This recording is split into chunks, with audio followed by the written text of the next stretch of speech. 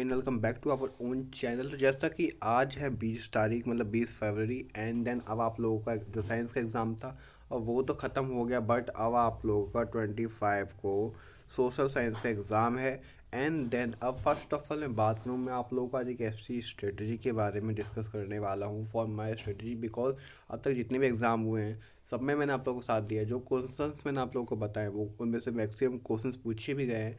तो अब बात आती है एसएसटी की, बिकॉज एसएसटी के लिए यूट्यूब पे ज़्यादा चैनल्स अवेलेबल नहीं है, बट आप लोगों का भाई आपके साथ में है। एसएसटी को भी आप नहीं छोड़ेगा, एसएसटी को भी बिल्कुल एकदम फोड़ के आने वाले हैं। तो बात करने वाले हैं 5 दिन का काम 2 दिन के अंदर ख़त्म करके आप लोग 2 दिन आप एक दिन एक्स्ट्रा ले सकते हो, बट मैंने 2 दिन का टाइम रखा है। तो 2 दिन के अंदर आप लोग सिलेबस कंप्लीट भी करोगे विद रिविज़न के साथ। बिकॉज चलिए फर्स्ट ऑफ ऑल करते हैं स्टार्ट, ना कोई टाइम पास किया। तो फर्स्ट ऑफ ऑल आपको डे 1 के अंदर मुश्किल से आपको 6 से 7 घंटे का टाइम देना है, और उसमें आप लोगों को basically history and political science ये दो सब्जेक्ट्स उठाने हैं। उसमें आप लोगों का क्या करना है, हिस्ट्री को देने आपको 3 से 4 घंटे कम से कम देने पड़ेंगे। उसमें फोकस क्या करना है, focus important question P Y Qs लगाइए। लाइक जैसे chapters of nationalism in Europe and India, the making of a global world and a print culture and a modern world, the rise of nationalism in Indo China. ठीक है। And पढ़ाई कहाँ से करनी है आप लोगों को, एनसीईआरटी लगाओ and watch for 10 to 15 minutes revision videos for quick understanding. अब ये कहाँ से मिलेगा? इसके लिए मैं कल तक वीडियोस आप लोगों को प्रोवाइड करवा दूंगा अपने चैनल पे। बस थोड़ा सा वेट कर लीजिएगा, थोड़ा सा सिर्फ। ओके, बाकी अगर आपको अगर अभी से ही स्टार्ट करनी है तो आप लोग एक काम कर सकते हो, आप लोग जाके सीधा यूट्यूब पे सर्च करो, आपको प्रोवाइड हो जाएगा। ठीक है। And right a short note, मतलब आप लोगों को नोट्स खुद के नोट्स बनाने हैं। एंड देन इससे क्या होगा कि आप लोगों को खुद ही नॉलेज मिल जाएगी, और जो जितने भी डेट्स वगैरह होते हैं जैसे 19 19 एंड देन ऐसे जितनी भी डेट्स हैं वो सारी आप लोगों को लर्न करनी है। अब हिस्ट्री पॉलिटिकल साइंस का आप लोगों को 2 से 3 घंटे ही देने, बिकॉज ज़्यादा उसमें बेसिकली चीज़ें नहीं होती हैं, वो आप लोग आराम से कवर अप कर सकते हो। अब इसमें इंपॉर्टेंट टॉपिक्स कौन कौन से, power sharing and federalism, democracy and diversity, outcomes on off democracy and political parties, ये 4 ही मेन इंपॉर्टेंट चैप्टर्स हैं आप लोग के इंपॉर्टेंट टॉपिक्स। एंड आपको पढ़ाई के लिए आपको understanding concepts and don't memorise, मतलब कॉन्सेप्ट जितने भी होते हैं इसके अंदर, जैसे कि पॉलिटिकल पार्टीज़ का क्या कॉन्सेप्ट है, पावर शेयरिंग कैसे की जाती है, फेडरलिज्म क्या होता है, डेमोक्रेसी क्या होती है, डाइवर्सिटी क्या होता है, राजतंत्र लोकतंत्र एंड देन फेडरलिज्म वगैरह जितना भी कुछ है वो आपको बेसिकली समझना है कि ये चीज़ होती क्या है। एंड देन आप जितनी भी डेफिनेशंस हैं विद एग्जांपल्स के साथ एंड केस स्टडीज़ आपको वो देखने में, जितने भी डेफिनेशंस है जैसे फेडरलिज्म का मैं एग्जांपल लूँ, डेमोक्रेसी राजनीति लोकतंत्र क्या होता है, विद एग्जाम्पल के साथ आप लोगों को समझाना है। बेसिकली यही चीज़ है, एनसीईआरटी ही आप लोगों को पढ़नी है, उसके अलावा कुछ और नहीं करना है। एनसीईआरटी के अंदर जितना चीज़ें हैं वो आपको देखना है।